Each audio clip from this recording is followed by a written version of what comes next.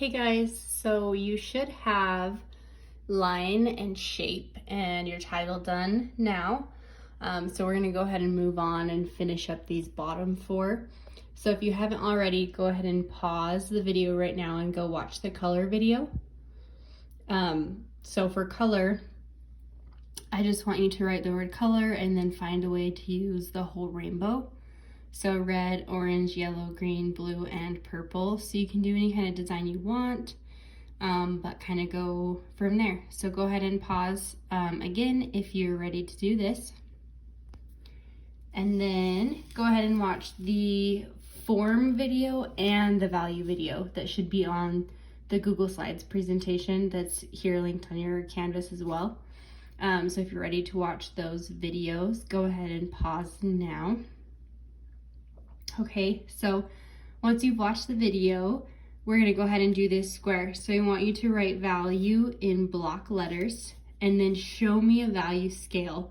So that means you'll start from dark at one end and get to very light at the other end.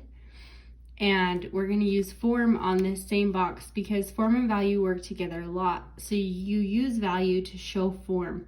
So form basically means that it's like a three-dimensional shape. So you use value to show form.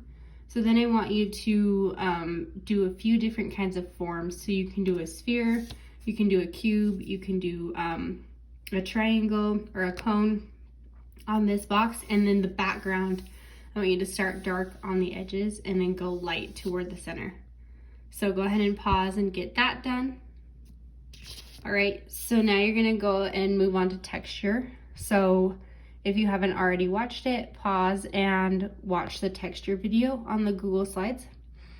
So once you watch the video, now you're ready to do the square. So you're gonna write texture in bubble or block letters and then add texture. So there's a lot of different designs. Here's a few options for you. You can make it look fuzzy or hairy. You can make it have spikes. This kind of gives the idea that it's a smooth texture. This was like a wood grain or like a grainy texture. And then I just did some cacti down here and then kind of colored the background. So once you're finished with that, come back and we'll move on to space. All right, so on space, if you haven't already watched the video, go ahead and watch the video and then come back. But on space, I want you to do some kind of landscape.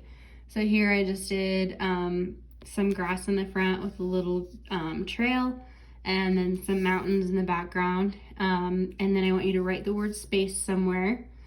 You can include a little alien dude. This isn't really the kind of space we're talking about, but it's kind of funny. So if you want to add a little alien dude in the sky, go for it in his UFO. But the other two things that I want you to include are the words foreground and background, because this is a couple ways we show space is by having a foreground.